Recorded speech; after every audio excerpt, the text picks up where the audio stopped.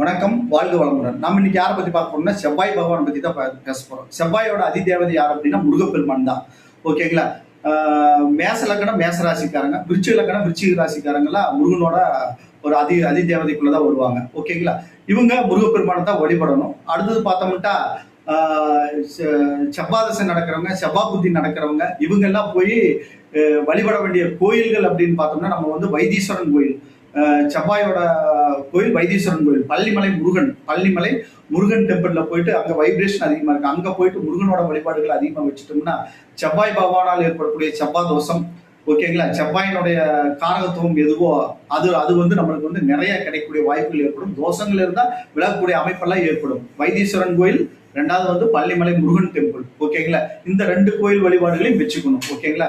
செவ்வாயோட அதிதேவதை முருகப்பெருமான். முருகப்பெருமானை கெட்டியா நம்ம பிடிச்சோம்னா சகல காரியங்களும் வெற்றி அடையும். ஓகேங்களா? வணக்கம், வாழ்க.